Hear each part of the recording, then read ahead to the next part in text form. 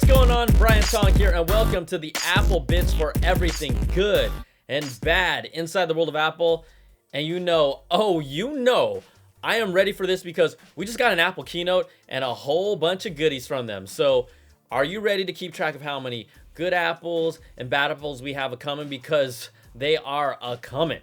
And before we start this, and some of y'all get crazy in the comments, I use Apple products. I am deep in the ecosystem. I'm also a fan that loves tech no matter who's making it. So I'm going to judge Apple with the entire landscape in mind. I'm not a hater.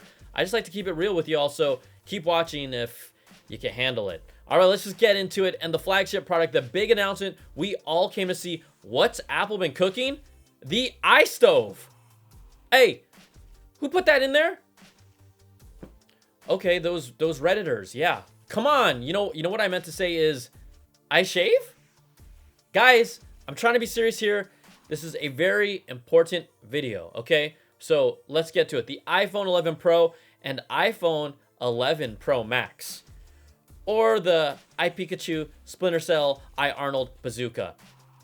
Okay, let's really get to it. Thank you, meme world. We love you. This keynote was all about the new iPhones and those cameras. The triple lens will do everything we expect because we've seen it done on other phones, but now it's on an iPhone. Apple is using AI and its neural engine to take all the information from all three lenses to give you the best shot possible, but they already did this speech with the iPhone XS. We just now have three lenses. The most impressive demo didn't come from Apple though, but the Filmic Pro team, who showcased a new version of their app that records 4 video streams at once from each individual lens, including the front lens for interviews. That is an absolute game changer. And you know what? That's a good Apple. Yeah! But then think about it. What percentage of Apple users are actually going to use it? And if you're a pro, are you really going to do that? Or are you just going to try it one time? It's also finally using the power of Apple's A13 Bionic chip that Apple touts will be the fastest mobile processor and have the fastest GPU in a mobile phone. Hopefully, this opens up the door for even more powerful apps. And yeah, while you're at that, why don't you bring that bad boy over to the new iPad Pro ASAP? October's getting pretty close. Now, I'm a video creator, so I love these tools, but the reality is that most people will just be happy that they have a better camera that works and takes better images and videos, right? Like, hi mom, that's for you. Apple's camera has been excellent, but it's always been looking up to Google's Pixel camera that up to this point has still only used a single sensor for its ridiculous photography wizardry. Apple's now bringing their own night mode to compete with Google's Night Sight, and we'll find out just how good it is. But the cameras were important because they spent 13 minutes of the keynote reminding us that this is an iPhone for pros. iPhone 11 Pro to some pro photographers, pro design, pro. A pro level performance, pro photography. Pros have taken pro level, pros can count on, pros can do it. We think pros are gonna love it, we're all gonna love it. Then Phil, he just couldn't control himself and, well, on and on. It is an incredible. We even have redesigned the camera app. There's a new font in it called SF Camera. It is so pro. You're going to love using it. I repeat, the SF Camera font is so pro. Phil, that ain't pro, bro. That's a bad apple. Ew! But you got to love Phil's enthusiasm, right? Now, there's a nice jump for battery life. There's 4 hours more going from the XS to the 11 Pro and 5 hours more going from the XS Max to the 11 Pro Max. And you know what? That's a good Apple. Oh! But are you upgrading just for that battery life? I don't know. I don't think there's many people that will just specifically get it purely because of the battery life. But the hidden gem that they didn't talk about in the new iPhones, the U1 processor. Now, in their press release, Apple says the new Apple-designed U1 chip uses ultra-wideband technology, the first ever in a smartphone for spatial awareness. So with iOS 13.1 coming on September 30th, AirDrop gets even better with directionally aware suggestions, but this makes it a lot more specific to find devices nearby each other, really specific. But this is also a nod to those Apple tags that we didn't see at the event for the Find My app to put an Apple tag on things like your wallet, your keys, or backpack and be very specific. Maybe we still see it by the end of this year. And did you think I was honestly going to forget about the Slofies? The slow motion selfies. Apple, stop trying to make Slofies happen. It's not going to happen. And that's a bad Apple. Boo! Unless you're an IG model, which is everyone. Yes, the iPhone 11 replaces the XR like we thought it would with its dual lens camera It's 6 colors, the same A13 Bionic processor, and at $699, oh, it's likely gonna make it the most popular iPhone, just like the XR was last year. And it's hard to see most people going for the 11 Pros over the iPhone 11 at those prices. But in the big picture, Apple played catch up with a processor bump and a camera upgrade. That's pretty much exactly what they did last year for the XS. I have to remind you, buy innovation only. That's what the invite said, but this is year 3. I'm just tired of saying bad Apple. It's year 3. To me, oh man, that's just a sad Apple.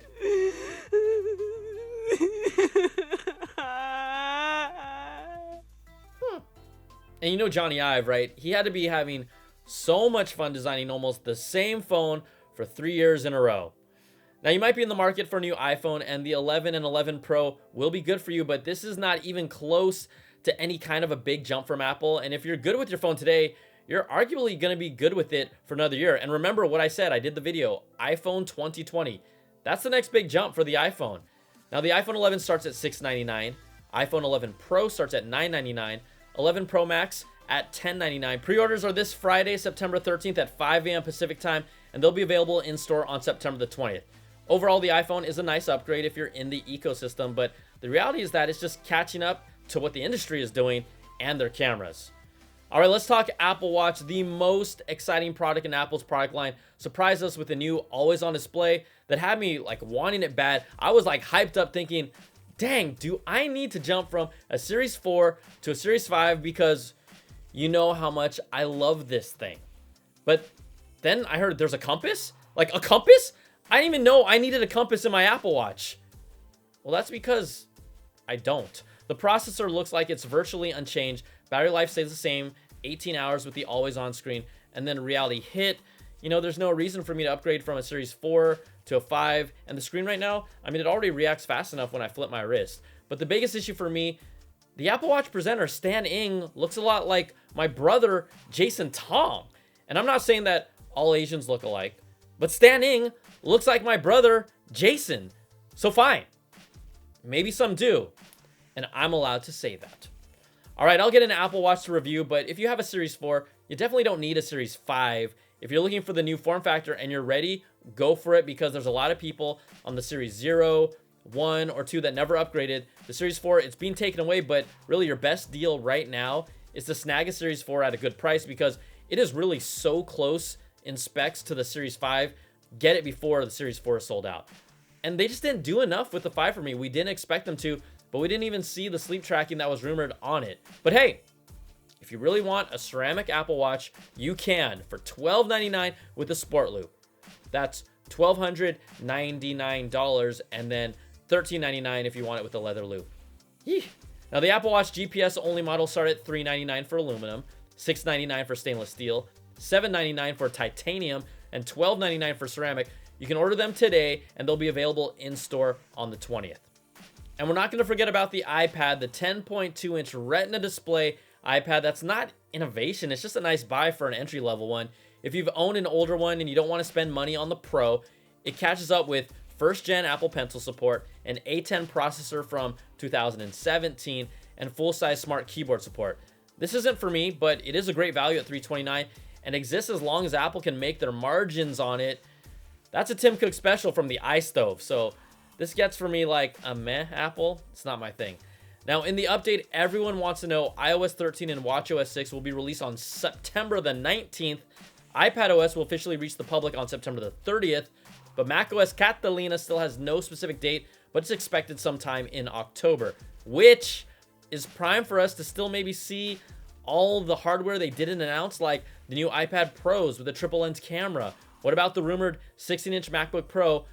I still need a release date and pricing for the new Mac Pros, and maybe they'll announce those Apple tags we didn't see at this keynote.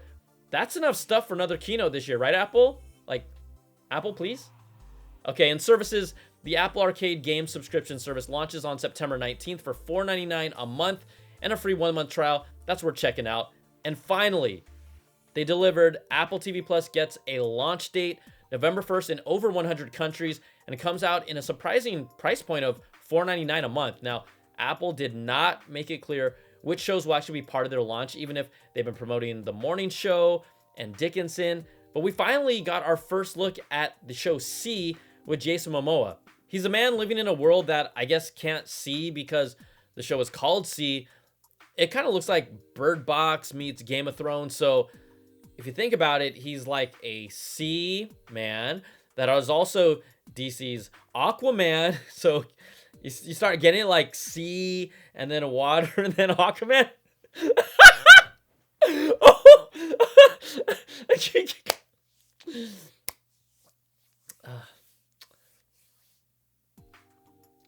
You have to wonder if they lowered the price after seeing all the traction that Disney Plus got, because this is going to be a long content play for them and will take time for them to just ramp up with the shows. But the sleeper announcement of the entire keynote starting today, if you buy an iPhone, iPad, Apple TV, iPod Touch, or Mac, you'll get an entire year of Apple TV Plus for free, and that's a good Apple.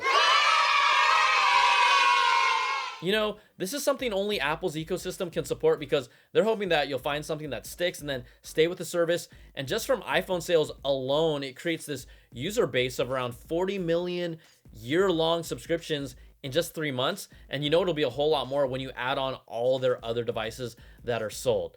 So Apple's invite, again, it teased us with buy innovation only, but where was the actual innovation? I'm serious, like, let's be real with each other. Was there a big leap that we saw from Apple? The iPhones, they caught up with what other phones have been doing in photography and video for the last year or so. The Apple Watch got an incremental update, the always on screen, a compass, and same processor. So I wouldn't say there's big innovation there. The entry-level 10.2 iPad with a big screen that features on other iPads already have, meow. So Apple, that invite was just empty words. And like we said in my live stream, maybe the invite should have said by iteration only. Yeah, and right now someone in the comments is going to say, no way, by imitation only. Let me let them type right about now. So everybody watching, I'd love to hear what you thought about the keynote. What did you like? What didn't you like? What were your good apples? Give me your bad apples. I want to hear it all. So put it in the comments right down here, because I like to read them when I'm in the bathroom. If you like this video, you know what to do. Thumbs up, subs up, and hit that notification bell, ding, to get all my latest videos. Also, if you want to go even deeper, you got to check out my weekly podcast, the Apple Bits XL. We just dive into that. And you can also support all my independent content at patreon.com/Brian Tong. You know there's always more that happens after the keynote and all the things that Apple didn't tell you. So, you know we'll be back. Take care, everybody. Be safe. Those are my reactions from Apple's September event. A whole lot of stuff on there, and I want to hear what you said too, all right? Take care. We'll talk to you soon. Peace.